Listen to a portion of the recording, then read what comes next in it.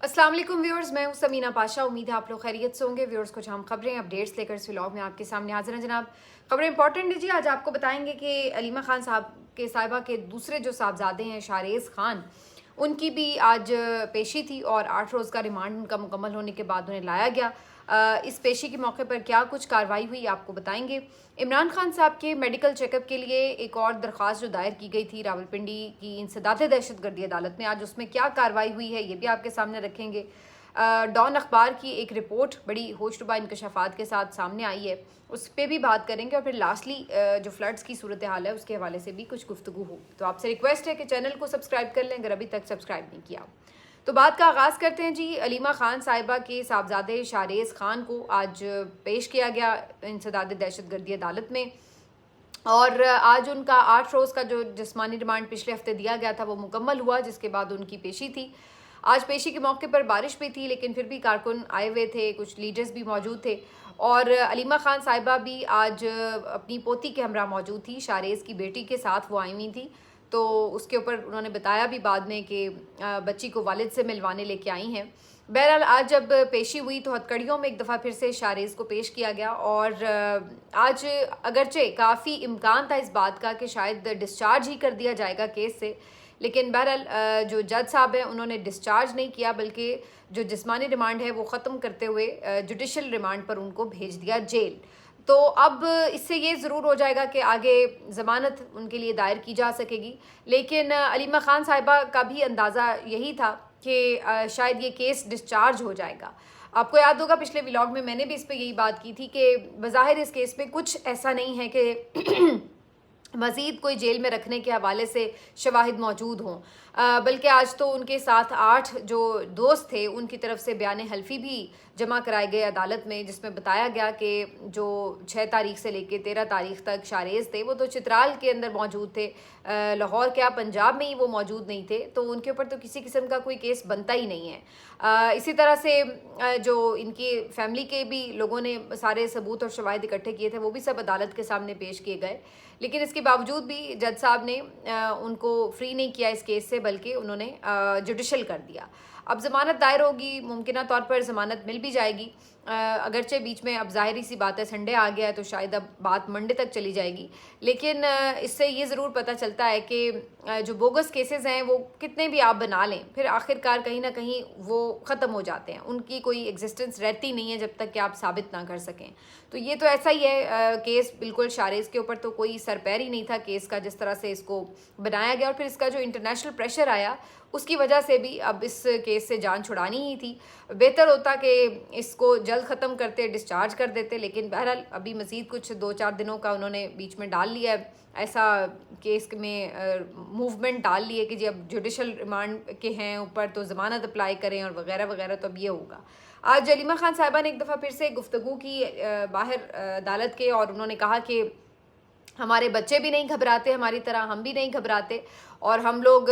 मालूम है हमें कि हम हक और सच पर खड़े हैं और डट कर खड़े हैं, कॉज के लिए खड़े हैं, तो हम खड़े रहेंगे, घबराने वाले हम हैं नहीं। तो शारेज़ भी आज आए हैं तो बिल्कुल कोई उन पर ऐसी चीज़ नहीं थी, कोई खौफ नहीं था, कोई घबराहट नहीं थी, बल्कि अलीमा खान साहिबा ने कहा कि मैंने उन्हें कहा कि आप जेल वापस जब जाएँ तो हसान से भी मिलें और शेरशाह से भी मिले, बाकी जो वहाँ पे कैदी हैं पीटीआई के उनसे भी आप मुलाकात करें। तो काफ़ी वो नॉर्मल लग रही थी अलीमा, कोई उसमें ऐसी बात नहीं थी कि कोई घबराहट या कोई परेशानी हो। बाकी उन्होंने जो है ज़ाहिर है कहा कि चाहे ये सबको भी अंदर डाल दें, हमने तो पहले ही कहा था कि हम अपने मौक़िफ़ से तो पीछे नहीं हटेंगे। तो बहरहाल ये जो थी वो शारेज़ की पेशी थी। इस मौके पर काफ़ी नारेबाजी भी हुई इमरान खान साहब के हक़ में। दूसरी तरफ आज इमरान खान की भी एक दरख्वास्त जो थी वो रावलपिंडी की इंसदाद दहशतगर्दी अदालत में समाअत के लिए फ़िक्स थी। यहाँ पर बेसिकली इमरान खान साहब के लिए अलग से दरख्वास्त दायर की गई थी उनके मेडिकल चेकअप के लिए। इमरान खान साहब ने पिछले दिनों ये शिकायत की थी कि उनकी आँख में शायद कुछ प्रॉब्लम आ रहा है, और इसके अलावा भी उनके बहुत अरसे से कोई चेकअप्स नहीं हुए, कोई टेस्ट नहीं हुए, तो इसके लिए भी तकरीबन आखिरी जो इनके टेस्ट वगैरह हुए हैं वो नवंबर में हुए थे। तो अब एक तो साल होने वाला है तकरीबन कि अभी तक उनको दोबारा से मेडिकल चेकअप के लिए नहीं ले जाया गया। अब इस सिलसिले में पहले भी उनसे ये बात की गई थी, तो उस वक्त जेल इंतज़ामिया की तरफ से कहा गया था कि जी जो जेल के अंदर डॉक्टर्स मौजूद होते हैं वो चेकअप उनका रेगुलर करते रहते हैं। لیکن اب پی ٹی آئی کی طرف سے یہ درخواست تھی کہ ان کے ذاتی معالج کو بھی رسائی دی جائے، اور اس کے علاوہ ممکن ہے کہ پیمز ہسپتال کے ڈاکٹرز کا بھی بورڈ کوئی آ کے عمران خان صاحب کو چیک کر سکے۔ تو بہرحال اس کی جو آج سماعت تھی اس میں جیل انتظامیہ کا کوئی موقف سامنے نہیں آ سکا۔ انہوں نے کہا کہ ہم اس کے اوپر اپنا موقف پیر والے دن پیش کریں گے۔ تو اب پیر والے دن تک یہ سماعت ملتوی ہو گئی ہے، دیکھتے ہیں کہ اس کے اوپر کیا ہوتا ہے۔ پی ٹی آئی کا بہرحال موقف یہی ہے کہ عمران خان صاحب کے ذاتی معالج سے ان کی جو ڈیٹیل ایگزامینیشن ہے وہ کروائی جائے تاکہ صحیح صورتحال سامنے آ سکے۔ بقول ان کے وہ سرکاری ہاسپٹلز کے جو سرکاری معالج ہیں ان کے اوپر ٹرسٹ نہیں کرتے، ان کی رپورٹس کو وہ سچ نہیں مانتے۔ لیکن یہ کنسرن اس لیے بھی ہیں کیونکہ یہ خبریں آتی رہتی ہیں کہ جیل میں جو حالات ہیں جس میں عمران خان صاحب یا بشریٰ بی بی صاحبہ کو رکھا ہوا ہے وہ ایسی سخت کنڈیشنز ہیں کہ اس میں کوئی نہ کوئی خدا نخواستہ ان کو ہیلتھ ایشوز جو ہیں وہ چل سکتے ہیں، ہو سکتے ہیں۔ اور اس وقت تو ویسے بھی آپ کو پتہ ہے بارشیں ہو رہی ہیں جس طرح سے، تو اگر صحیح مناسب صفائی وغیرہ کے انتظامات نہ ہوں تو ایسی صورت میں مزید جو پریشانی ہے وہ بڑھ جاتی ہے۔ اب یہ آج ایک ڈان کی خبر آئی ہے جو کہ بڑی میرا خیال ہے کہ پریشان کن ہے۔ ڈان اخبار نے ایک رپورٹ آج شائع کی ہے جس کے مطابق انہوں نے بتایا ہے کہ جو اڈیالہ جیل ہے اس میں HIV کے جو مریض ہیں یعنی ایڈز کے جو مریض ہیں ان کی 148 کے قریب جو مریض ہیں ان کی شناخت ہوئی ہے کہ جی 148 مریضوں میں ایڈز کے وائرس جو ہے وہ پائے گئے ہیں، ایڈز جو ہے اس میں وہ مبتلا پائے گئے ہیں۔ تو یہ ایک ظاہر خوفناک خبر ہے، اور پہلے بھی اس بارے میں پی ٹی آئی کے لوگ بھی اپنے تحفظات کا اظہار کرتے رہتے ہیں کہ یہاں پر جو پہلے ان کے کچھ قیدی رہا ہوئے کوٹ لکھپت سے ہوئے، یہاں سے ہوئے، تو وہ بعد میں بیچارے بڑے بیمار پڑے اور اس کے بعد کچھ ان کے کارکنوں کی تو ڈیتھس ہو گئی۔ تو وہ پہلے بھی یہ خدشات کا اظہار کر رہے ہیں کہ جو جیل میں سہولیات ہیں، جو انتظامات ہیں وہ اس قدر خراب ہیں کہ اس کی وجہ سے لوگ جو ہیں ان کی صحت کے اوپر کمپرومائز کیا جا رہا ہے، اور یہ بالکل بھی قابل قبول نہیں ہے۔ تو وہ عمران خان صاحب کے حوالے سے بھی سیم کنسرنز رکھتے ہیں۔ بہرحال عمران خان صاحب کے حوالے سے ایک بات تو میں بھی کہہ سکتی ہوں کہ چونکہ ان کا باقی قیدیوں کے ساتھ کوئی انٹریکشن نہیں ہے، انہیں کوئی باقی قیدیوں کے ساتھ ملنے جلنے ہی نہیں دیا جاتا، نہ وہ نماز پڑھتے ہیں جا کے جیل میں پڑھ سکتے ہیں، نہ انہیں اجازت دی جاتی ہے کہ باقی جو قیدی ہیں ان کے ساتھ ان کا انٹریکشن ہی نہیں ہو پاتا، نہ وہ گفتگو کر سکتے ہیں کسی سے۔ تو ان کو بالکل ایک الگ تھلگ ماحول میں رکھا گیا ہے، بالکل ایک الگ بلاک، ایک الگ آئسولیشن کے ماحول میں رکھا گیا ہے۔ تو اس لیے اس بات کا تو خدا نخواستہ خدشہ نہیں ہے کہ کسی متاثرہ مریض سے ان کو خدا نخواستہ کوئی پرابلم ہو، لیکن بہرحال ظاہری سی بات ہے وہ اسی جیل میں موجود ہیں، اور ان کے لیے جو کنڈیشنز ہیں وہ کون سی آسان ہیں، ان کے لیے تو اور بھی زیادہ سخت کنڈیشنز ہیں۔ تو اس وجہ سے جو پی ٹی آئی کے لوگ ہیں ان کی فیملی کے کنسرنز ہیں وہ بالکل اپنی جگہ درست ہیں۔ ویسے بھی عمران خان صاحب کا ایک ایج فیکٹر بھی ہے، تو ان کے ریگولر چیک اپس وغیرہ تو ڈیمانڈ کرتی ہے پی ٹی آئی، جو کہ بالکل جائز ڈیمانڈ بھی ہے۔ دوسری طرف اسی اخبار کی رپورٹ میں یہ بھی بتایا گیا ہے کہ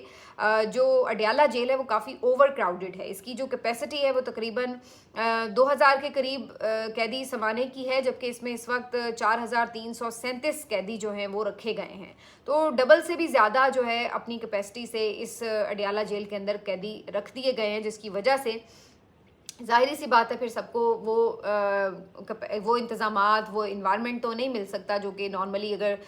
گنجائش کے مطابق قیدیوں کو مل رہا ہو۔ تو یہ والی جو صورتحال ہے اس کے اوپر اب کافی گفتگو بھی ہو رہی ہے، اور یہ بات ہو رہی تھی پہلے ہی کہ جی اڈیالہ جو ہے وہ وہاں سے لوگ جو آ رہے ہیں ان کو بھی تکالیف کا سامنا ہے، بیماریوں کا سامنا ہے، اور اب یہ رپورٹ جو ہے اسی کے اوپر مزید تصدیق کرتی ہے کہ پاکستان میں کسی بھی اور جیل میں اتنا قیدی اس طرح سے اوور کراؤڈڈ نہیں ہے جتنا کہ اڈیالہ کے اوپر اس وقت بوجھ ہے۔ اس کو کچھ لوگ اس طریقے سے بھی دیکھ رہے ہیں کہ کچھ دن پہلے بھی یہ باتیں ہو رہی تھی کہ اسلام آباد میں ایک جو نئی جیل بنائی گئی ہے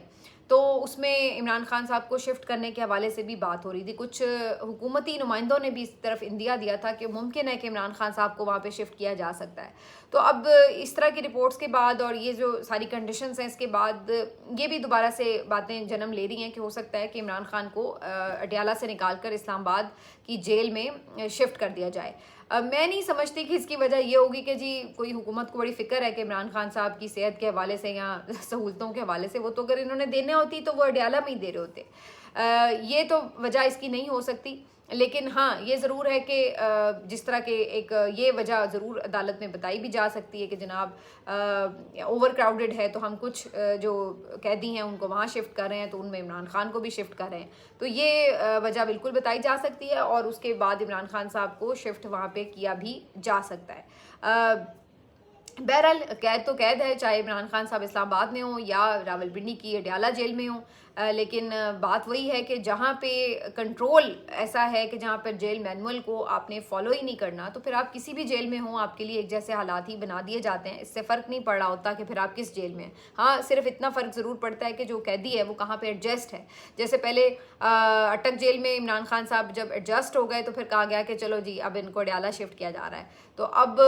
اڈیالہ میں بھی وہ کسی حد تک ایڈجسٹ ہو گئے، تو اب یہ کہا جائے گا کہ جی اب انہیں ہم کہیں اور شفٹ کریں، تو یہ بھی تنگ کرنے کا ایک طریقہ بھی ہوتا ہے بعض اوقات کہ اگر کہیں کوئی شخص جو ہے وہ سیٹل ہو گیا اپنے کمرے میں، اپنے انوائرمنٹ میں،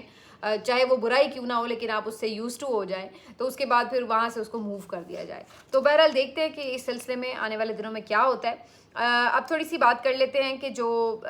فلڈ کی سچویشن ہے، آج پھر شدید بارش ہوئی ہے لاہور میں بھی اور باقی بہت سارے علاقوں میں۔ شیخوپورہ بہت بری طرح متاثر ہے، یہاں پہ بھی پانی جگہ جگہ پہ کھڑا ہے۔ قصور بری طرح سے متاثر ہوا ہے، اور اس کے علاوہ جھنگ اور چنیوٹ کے علاقے یہ بری طرح سے متاثر ہوئے ہیں، کہیں سیلاب ہے، کہیں دریا کا پانی ہے، کہیں بارش کا پانی ہے، لیکن پنجاب جو ہے اس وقت موسٹلی آپ کو نظر آ رہا ہے کہ فلڈڈ ہے۔ اور آج لاہور جیسے شہر میں یہ صورتحال ہے کہ ایون